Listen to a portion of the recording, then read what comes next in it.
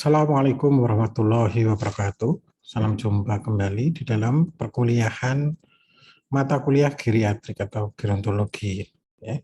Nah, pada pertemuan kali ini kita akan membahas tentang program kesehatan pada lanjut usia atau lansia ya.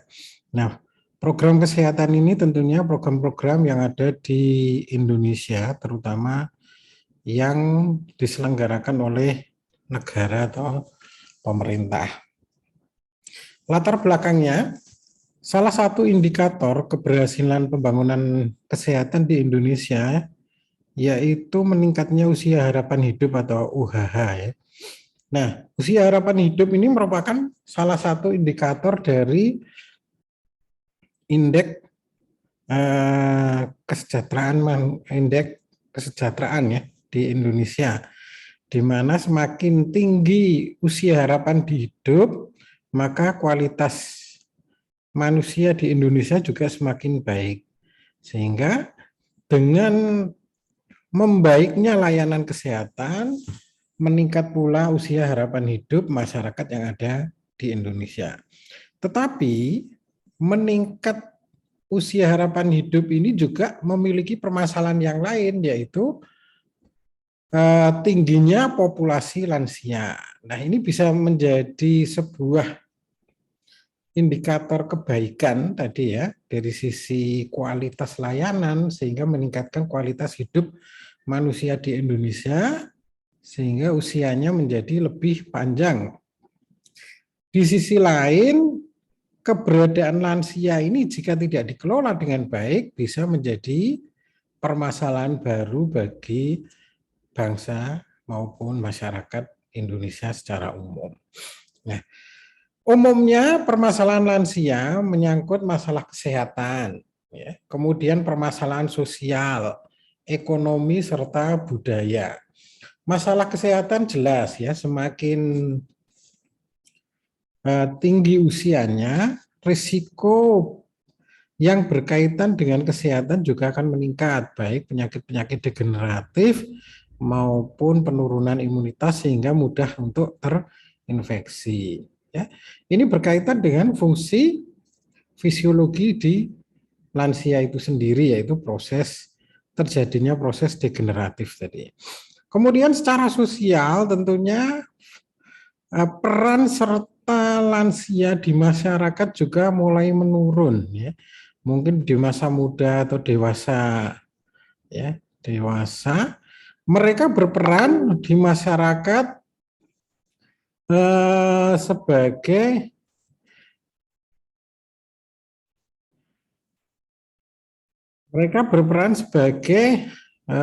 tokoh ya, tokoh di masyarakat ataupun tokoh di tempat kerjanya ya, mungkin ada yang menjadi manajer, ada yang menjadi supervisor, bahkan menjadi pimpinan di suatu lembaga, organisasi, tempat kerja maupun usaha yang mereka kembangkan. Nah, ketika menjadi lansia, peran-peran ini kan dilepaskan semua ya, diserahkan kepada anaknya kalau usaha keluarga ya, kemudian digantikan oleh generasi di bawahnya ya. Nah, ini memberikan dampak sendiri, yaitu berkaitan dengan peran sosial lansia tersebut baik di masyarakat, di tempat kerja tadi maupun di masyarakat. Kemudian kaitan dengan ekonomi ini tentu terjadi karena tidak semua lansia memiliki dana pensiun baik oleh negara, yaitu PNS ya, atau ASN sekarang ya, aparat sipil negara itu kan memiliki dana pensiun yang dikelola oleh negara, kemudian pada saat pensiun mereka akan mendapatkan pensiunan.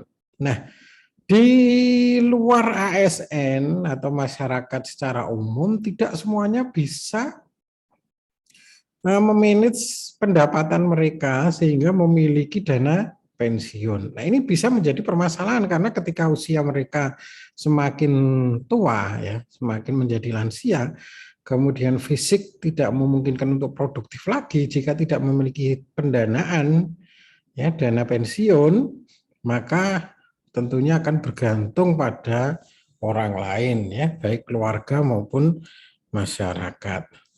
Nah, ini akan berpengaruh. Kemudian juga berkaitan dengan budaya ya. Mungkin lansia belum tentu bisa update atau mengikuti budaya-budaya masa kini. Ya, mereka mungkin tidak toleran terhadap budaya-budaya anak muda zaman sekarang. Ini juga akan mempengaruhi permasalahan yang ada di lansia. Kemudian yang berkaitan dengan kesehatan tentunya yang akan kita bahas, yaitu proses penuaan ya, kaitannya dengan penyakit degeneratif. Nah, karena penyakit degeneratif tentunya membutuhkan waktu yang lama serta biaya pengobatan yang tinggi. Ini perlu manage atau program-program yang memang bisa memberikan layanan kepada lansia secara tepat dan baik. Menjadi tua merupakan suatu keuntungan, bukan menimbulkan masalah ya, sehingga kebutuhan layanan kesehatan terhadap lansia ini menjadi penting ya. Sehingga paradigma sehat itu harus memandang manusia dari lahir sampai menjadi lansia. Untuk mendukung tercapainya tujuan tersebut, maka pemerintah telah membuat kebijakan-kebijakan dalam bentuk peraturan ya. Di sini ada perundang-undangan untuk mendukung layanan terhadap lansia. Yang pertama ada Undang-Undang Nomor 13 Tahun 98 tentang kesejahteraan lanjut usia. Kemudian ada Nomor 39 Tahun 99 tentang hak asasi manusia dan seterusnya. Bisa dibaca sendiri ya. Nah, di dalam undang-undang tentang kesehatan ya, ini kita sebagai tenaga kesehatan harus paham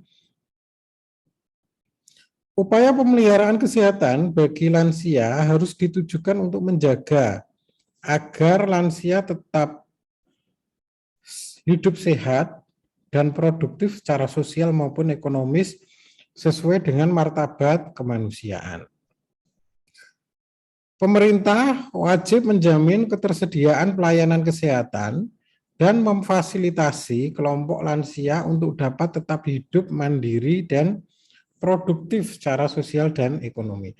Jadi di sini terlihat bahwa pemerintah itu wajib menyelenggarakan pemeliharaan kesehatan bagi lansia supaya tetap mandiri dan hidup produktif ya, hidup sehat dan produktif secara sosial dan ekonomi. Dan pemerintah wajib ya memberikan pelayanan terhadap lansia. Kemudian lanjutannya pada pasal 171 ayat 2, besaran anggaran kesehatan pemerintah daerah dialokasikan minimal 10%, di mana digunakan untuk pelayanan publik, salah satunya adalah untuk kelompok lansia. Nah, tujuan dari kebijakan kesehatan usia lanjut ada tujuan umum dan tujuan khusus. Tujuan umum untuk meningkatkan kualitas hidup agar mandiri, produktif, dan berguna. Sedangkan tujuan khususnya untuk meningkatkan kesadaran supaya menjaga kesehatan, mutu pembinaan dan pelayanan, koordinasi lintas program dan lintas sektor, serta peran anggota keluarga dan masyarakat. Jadi di sini tujuan dari kebijakan adalah untuk mengatur tidak hanya bagi lansianya sendiri tadi ya, supaya mandiri, produktif, dan berdaya guna, ya, tetapi juga melibatkan pihak lain, ya, yaitu koordinasi lintas program dan lintas sektor, ya, berarti melibatkan berbagai bidang di luar kesehatan tentunya untuk sama-sama memberikan layanan yang terbaik bagi lansia. Kita ambil contoh mungkin di layanan publik, ada counter tertentu atau antrian tertentu yang memprioritaskan lansia dibandingkan anak muda atau orang yang lebih muda. Di fasilitas transportasi ya, kursi khusus untuk lansia itu juga disediakan ya. Ini contoh lintas program dan lintas sektor. Di lain itu tentunya juga melibatkan keluarga dan masyarakat yang ada di sekitar lansia tersebut.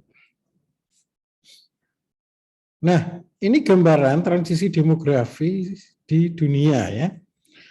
Di dunia ini yang hitam, kemudian more developed region dan less developed region ya. Jadi negara berkembang dan negara tertinggal atau negara miskin. Ya.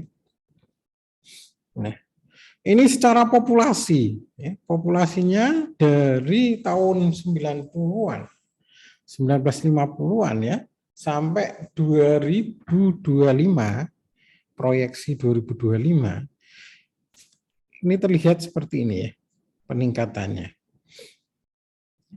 Populasi lansianya. Ya. Populasi lansia terjadi peningkatan. Ini bukan berarti yang negara ini ya, negara berkembang maupun negara miskin lebih banyak, tidak ya. Jadi ini lebih ke prosentasenya memang meningkat di negara maju maupun negara berkembang.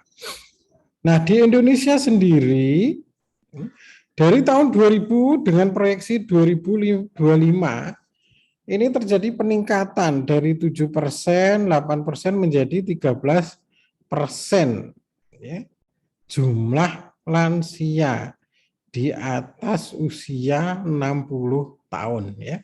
Berdasarkan definisi dari Kemenkes, lansia adalah seseorang yang berusia lebih dari 60 tahun. Ya. Ini paling tinggi ya. Karena gabungan semuanya ya.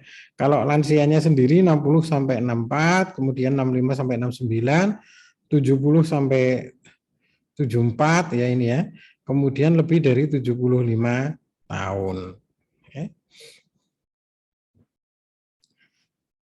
Masalah kesehatan yang sering dihadapi oleh lansia ya, yang paling banyak adalah penyakit persendian, hipertensi, katarak, stroke, jantung, gangguan mental emosional, dan diabetes mellitus. Jadi yang paling tinggi adalah masalah muskuloskeletal, yaitu persendian. Perkembangan usia lanjut di Indonesia, ini secara usia harapan hidup tadi yang kita bicarakan di depan.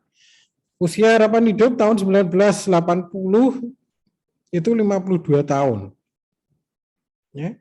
Di tahun 2020 sudah menjadi 71,1 tahun. Jadi meningkat 19 tahunan ya usia harapan hidup sejak 1980 ke 2020. Tentunya di 2021 itu meningkat menjadi 72 ya. Harapannya meningkat lagi di tahun berikutnya.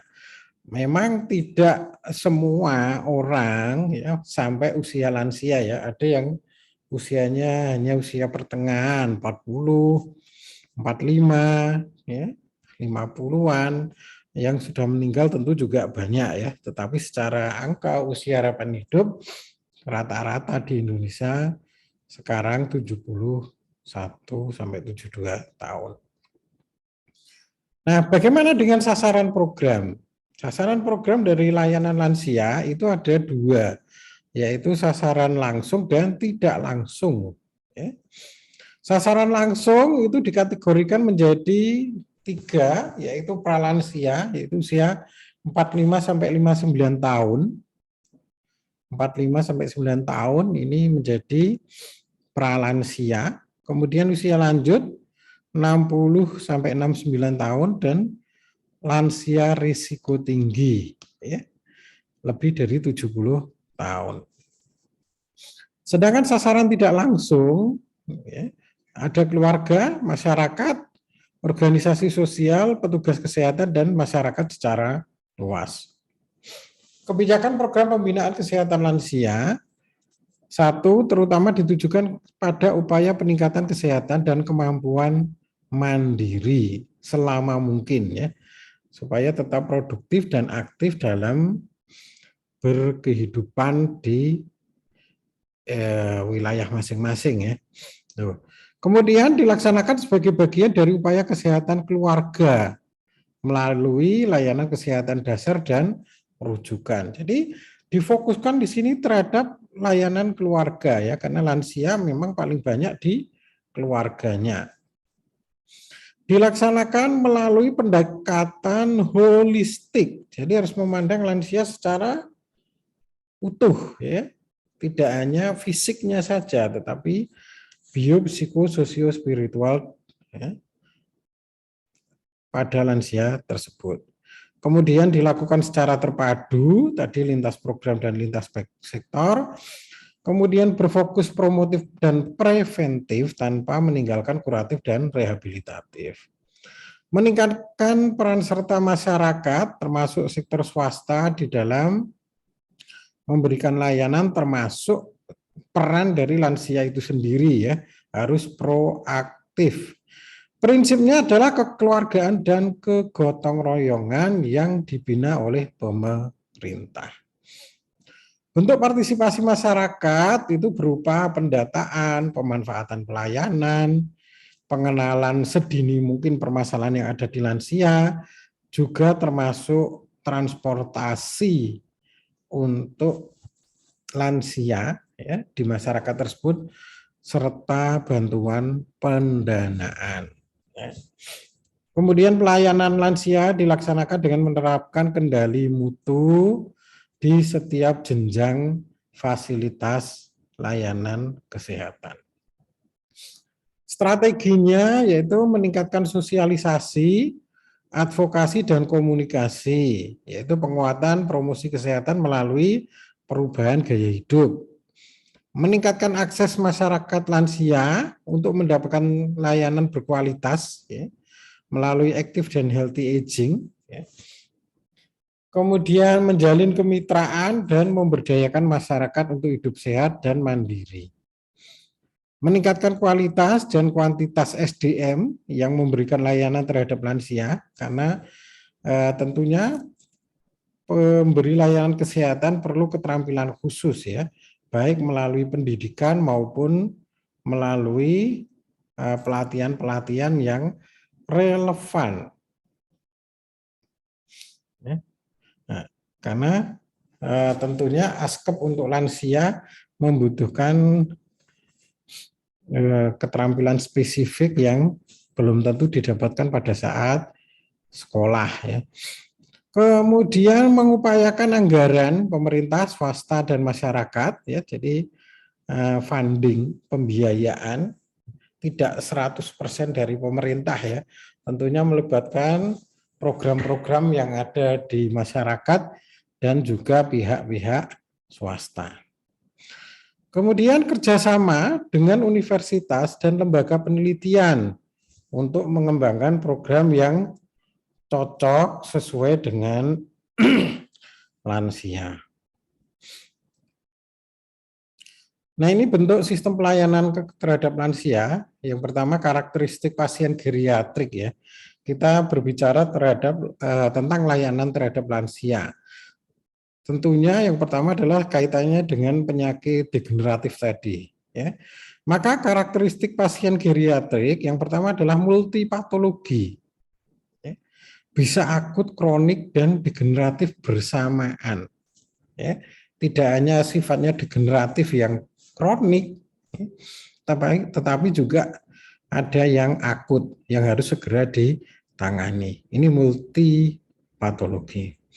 Kemudian daya cadangan faali yang menurun, jadi kemampuan fungsi atau fisiologi organ tubuh pada lansia juga menurun. Ya.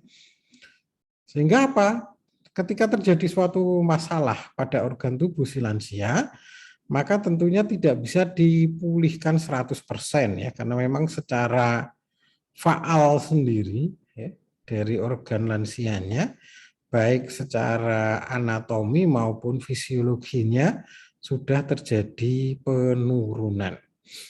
Kemudian gejala tidak khas, ya, mungkin ya, keluhan-keluhan pada lansia belum tentu dialami pada orang-orang non lansia ya.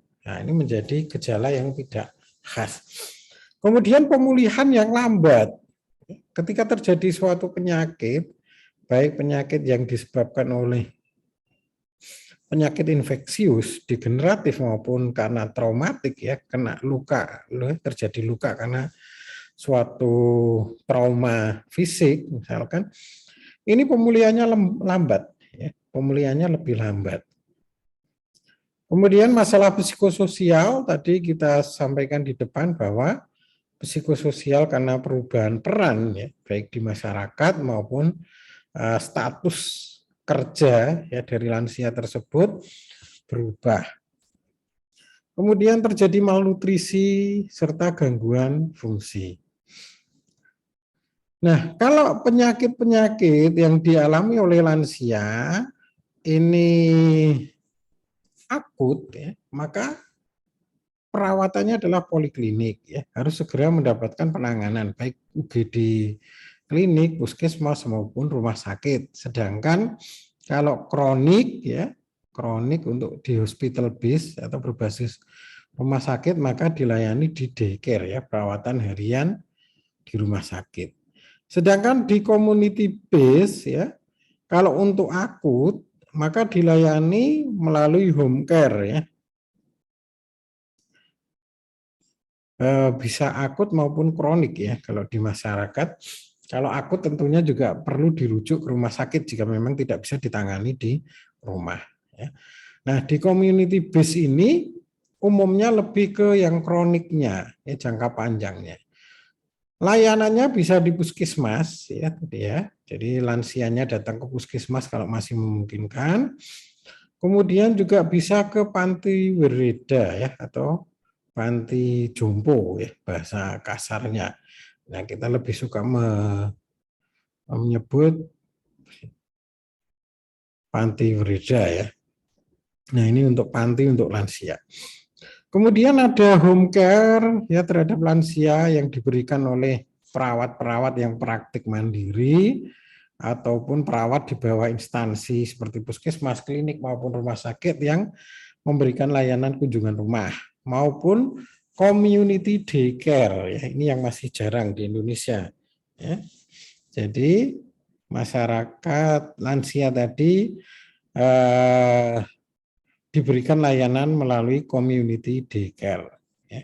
Jadi semacam penitipan ya kalau anak-anak ya. Nah ini juga mirip dengan itu, tetapi tentunya diberikan layanan kesehatan.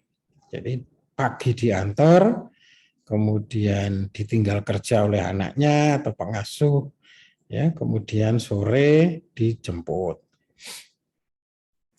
Nah program dari pemerintah yang pertama adalah peningkatan dan pemantapan upaya layanan kesehatan lansia di sarana layanan kesehatan dasar atau Vaskes Pratama ya, yaitu puskesmas di mana program yang dimiliki adalah Puskesmas Santun Usila atau Santun Lansia ya. Meningkatkan upaya rujukan kesehatan bagi lansia ya ke poligeriatri baik rumah sakit kelas tipe A maupun tipe B ya. Jadi dari layanan Puskesmas Santun Lansia tadi, di mana puskesmas ini menyediakan layanan khusus pada lansia ya. Mungkin di area kerja, wilayah kerja puskesmas itu memiliki populasi penduduk lansianya yang tinggi sehingga ketika periksa ke puskesmas ya kalau harus mengantri kan memberatkan, maka puskesmas bisa menerapkan satu membuka layanan sendiri untuk lansia atau memberikan prioritas antrian atau layanan pada lansia. Nah, lansia-lansia yang tidak bisa ditangani di Vaskes pertama, maka harus dirujuk ke Vaskes tingkat atasnya, ya, rumah sakit. Rumah sakit baik tipe B maupun tipe A, ya, itu bisa memberikan layanan geriatrik, ya, gitu. Nah, ini sistem rujukannya dari rumah tangga, ya. kemudian bisa ke posyandu ketika di masyarakat, kemudian dari posyandu data dikirimkan ke puskesmas bahwa ada lansia yang perlu dilakukan perawatan. Kemudian oleh puskesmas baik bisa dikunjungi melalui home care atau pasiennya yang datang ke puskesmas ya, jika memungkinkan ya. Kemudian diberikan layanan. Jika tidak bisa ya, tidak punya kemampuan baik secara keterampilan atau skills ya maupun fasilitas sarana prasarana, maka harus dirujuk ke atasnya. Sarana tingkat 2, kemudian kalau tidak bisa lagi ke tingkat pusat ya, atau provinsi dulu. Kalau medis ya, medis itu dari rumah sakit tipe C ya, tipe D, tipe C, kemudian ke tipe B dan terakhir ke tipe A ya. Nah, yang kiri ini UKM, upaya kesehatan masyarakat, yang kanan UKP ya. Jadi kalau lansia ya, ini hampir sama sebenarnya ya. Untuk tingkatan rujukannya baik permasalahan kesehatan masyarakat maupun perorangan. Ya. Jadi sudut pandang memandang lansia dari sudut individualnya, ya, jadi permasalahan kesehatan individunya maupun rujukan yang kaitannya dengan ke masyarakatnya. Kemudian melakukan penyuluhan dan penyebaran informasi kesehatan bagi lansia, ya, perawatan kesehatan bagi lansia dan home care, meningkatkan pemberdayaan masyarakat melalui kelompok lansia, ya, jadi membentuk grup. Ya. Kalau di era BPJS ini ada grup Prolanis, ya, program layanan penyakit kronis, di mana pada kegiatan atau program tersebut melibatkan lansia-lansia, terutama yang mengalami penyakit kronis, maupun non-lansia yang juga mengalami penyakit kronis. Ya. Kemudian pengembangan lembaga tempat perawatan bagi lansia. Ya, ini mungkin ke depan akan menjadi tren ya, community based daycare tadi ya, community daycare tadi. Ini framework untuk program kesehatan usila ya. Masalahnya meningkat, usia harapan hidup meningkat, perubahan nilai dan sosial. Ya, ini layanan kesehatan dasar, kemudian ke arah pembinaan untuk mencapai usia lansia, usia lanjut usia ya, atau lansia lah gampangnya ya. Lansia supaya bahagia dan berdaya guna. Di dalam program ini melibatkan lintas sektor dan lintas program sebagai mitra. Langkah kegiatannya adalah memantapkan kerjasama dan partisipasi lintas program, sektor, dan masyarakat. Kemudian mengembangkan dan meningkatkan upaya komunikasi, informasi, dan edukasi, meningkatkan upaya deteksi dini dan penanganan kasus, pembinaan teknis, ya, pengelola, meningkatkan kemampuan pengelola, terutama posyandu lansia kalau ada ya, melalui pendidikan ini. Kemudian penerapan teknologi tepat guna, ya, pengembangan sistem monitoring, penelitian, dan lain sebagainya. Ya. Baik, kita masuk ke unit pelaksana untuk program. Yang pertama adalah Puskesmas. Puskesmas merupakan unit pelaksana teknis Dinas Kesehatan yang bertanggung jawab menyelenggarakan pembangunan kesehatan di satu atau sebagian wilayah kecamatan. Sebagai unit pelaksana teknis, maka Puskesmas melaksanakan sebagian tugas dari Dinas Kesehatan Kota atau Kabupaten. Nah, ini fungsi Puskesmas ya. Ini tidak perlu saya bahas karena ada materi kuliah sendiri tentang Puskesmas. Kita fokus ke program untuk lansianya ya.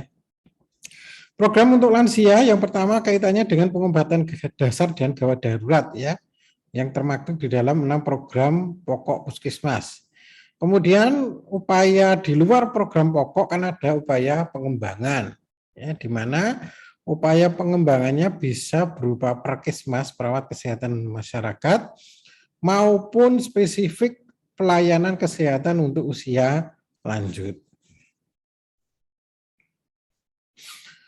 Nah, ini puskesmas santun usia lanjut tadi ya, santun usila atau lansia. Melakukan pelayanan kepada lansia meliputi promotif, preventif, kuratif, dan rehabilitatif yang dilakukan secara proaktif, baik, sopan, dan memberikan kemudahan dukungan bagi lansia. Tadi berupa layanan prioritas ya, jika memang tidak punya layanan terpisah untuk lansia. Jadi ketika ada antrian, kemudian ada lansia datang mau periksa, maka dia diberi kesempatan untuk menjadi pasien prioritas. Atau dalam bentuk lain, puskesmas menyelenggarakan layanan terhadap lansia ya. Jadi melakukan program pelayanan lansia secara terpisah. Jadi ada poliklinik untuk lansianya di luar poli umum. Ini ciri-ciri puskesmas santun usila, itu pelayanan baik, berkualitas sopan, memberikan kemudahan bagi lansia, memberikan keringanan biaya sampai penghapusan, ya, jadi tidak hanya diskon bagi lansia, tapi juga bisa digratiskan, ya. Memberikan bimbingan, dukungan pada usila untuk memelihara kesehatan, melakukan yankes proaktif dan kerjasama lintas program dan lintas sektor. Ya, pelayanan puskesmas santun usila ada promotif, preventif, ya, kuratif, dan rehabilitatif. Ini bisa dibaca sendiri. Sedangkan di rumah sakit itu juga ada layanan untuk lansia ya, terutama yang sudah memiliki layanan geriatrik ya. Biasanya rumah sakit pusat, kalau di Yogyakarta ya ada Sarjito ya, itu sudah punya layanan geriatrik. Jenis layanannya ada rawat jalan, ada sekunder, tersier, dan rujukan tertinggi ya. Nih, rawat inap, klinik asuhan, kemudian penitipan, ya, dan home care. Jadi rumah sakit itu sampai menyediakan penitipan lansia atau respite care ya. Kemudian ada home care juga. Perlu pembentukan tim terpadu terdiri dari dokter spesialis penyakit dalam, kemudian rehabilitasi, psikiater, perawat geriatrik atau perawat gerontik, ahli gizi, dan pelaksana layanan berupa pekerja sosial maupun fisioterapi. Karakteristik pasien geriatrik tadi sudah, permasalahan sudah bisa dibaca ya ini. Nah, pengkajian paripurna komprehensif geriatric assessment ini perlu dilakukan ya. Komponennya ada pengkajian masalah medik, status fungsional, kognitif, emosi, dan sosial. Ya. Kelompok usia lanjut sebagai bentuk implementasi dari pelayanan proaktif dari puskesmas, ya, memberikan pelayanan kesehatan dengan menitik beratkan pada promotif preventif dan seterusnya. Ini saya kira mengulang saja. Kegiatan yang dilakukan ya, ada pemeriksaan aktivitas sehari-hari, kemudian pemeriksaan status mental, status gizi, tekanan darah, ya, lab sederhana, rujukan, penyuluhan, dan kunjungan ke rumah. Kegiatan tambahannya, pemberian makanan tambahan, kegiatan olahraga, kerohanian, rekreasi, forum diskusi, dan penyaluran pengembangan hobi. Nah ini kalau di Panti Wreda ya, ini kegiatan-kegiatan ini merupakan kegiatan harian yang dilaksanakan oleh panti untuk lansia. Kalau di masyarakat bisa dikembangkan ini, sama ya. Juga bisa kegiatan pemberian PMT, pemberian makanan tambahan melalui pos bindu lansia, olahraga, kerohanian, rekreasi bersama, ini bisa dikembangkan. Kemudian perawatan lanjut usia di rumah atau home care merupakan bentuk yankes komprehensif yang dilakukan di rumah lansia dengan memberdayakan keluarga maupun lansia itu sendiri. Jadi di dalam home care itu tidak hanya kita yang memberikan layanan ya, tetapi kita berusaha memandirikan keluarga termasuk si lansia supaya bisa melaksanakan kegiatan secara mandiri, termasuk di dalamnya adalah perawatan diri. Ya. Tentunya harus diperhatikan adalah kemampuan dari lansia tersebut. Bertujuan memandirikan lansia dan keluarganya sebagai subjek, ya, tidak hanya objek, karena akan membutuhkan biaya yang banyak, ya, karena lansia kan kronis, ya. Sehingga kalau home care oleh tenaga kesehatan terus-menerus akan memerlukan biaya yang besar. Dilakukan dalam bentuk tim tadi, ya, ada spesialis penyakit dalam, rehabilitatif, ya, ada perawat, ada fisioterapis, gizi, dan lain-lain. Di Puskesmas merupakan bagian dari program perawatan kesehatan masyarakat atau Puskesmas. Nah, ini perawatan lansia di rumah, ya. Ada klien lansia, ada koordinator kasus, ya. Kalau di Puskesmas ada programmernya, ya. Kemudian pengasuh keluarganya siapa dan caregiver jika ada, ya, pramusila. Ini kalau ada, ya, di Indonesia mungkin masih jarang untuk caregiver, ya. Tapi kalau di kota-kota besar mungkin sudah ada, ya. Jadi bukan perawat, ini caregiver. Ini masyarakat umum atau orang dengan pendidikan D1, ya, caregiver mungkin, ya. Ini yang memberikan layanan. Koordinator kasus ini bisa perawat, bisa dokter yang memang diminta, ya, baik dari Puskesmas atau dari rumah sakit yang diminta oleh klien, baik keluarga maupun pasien, untuk memberikan layanan di rumah. Perawatan di rumah meliputi kelanjutan perawatan dari rumah sakit, ya, dari akut menjadi kronis tadi, dilanjutkan di rumah. Upaya pemeliharaan kesehatan dan pengobatan yang sudah diderita, modifikasi perawatan yang seharusnya dilakukan di institusi, ya, panti rawat, ruang rawat kronik atau ruang rawat akut, tetapi minta pasiennya di rumah, maka bisa modifikasi. Aspek promotif, preventif, kuratif, rehabilitatif selalu diperhatikan. Perhatikan atau pertimbangan untuk melakukan perawatan di rumah perlu dipikirkan matang-matang, ya, karena fasilitasnya terbatas, tenaga kesehatannya terbatas, dan juga biayanya mungkin cukup besar, ya. Pelayanan kesehatan di panti sosial, ya, untuk meningkatkan kesadaran dan kemampuan lansia dalam menangani kesehatannya secara mandiri. Untuk panti sosial tentunya saat ini masih diselenggarakan oleh pemerintah, ya, melalui Kementerian Sosial. Kalau di swasta bisa dikatakan masih sangat sedikit, ya. Masih sulit ditemui, ya, untuk penyelenggaraan panti sosial untuk lansia. Kalau untuk anak-anak balita kan panti untuk anak balita dan seterusnya kan masih banyak, ya. Tapi kalau untuk lansia masih terbatas. Memberikan pelayanan kesehatan promotif, preventif, kuratif, dan rehabilitatif tentunya harus menyatu dengan pantinya. Jadi ada tenaga kesehatan yang ditugaskan. Kalau tidak ada berarti di bawah supervisi dari Puskesmas. Puskesmas melakukan pembinaan dan pelayanan kepada panti lansia yang ada di wilayahnya. Kemudian di keluarga besar atau extended family, ya, melibatkan keluarga terdiri dari inti, ya, ayah, ibu, dan anak. Ini yang dilibatkan jika di dalamnya ada lansia tadi, untuk memberikan layanan terhadap lansia tersebut.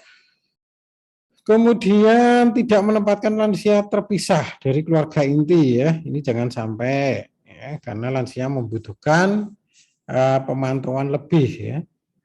Kemudian konsep keluarga besar akan meningkatkan interaksi sosial bagi lansia.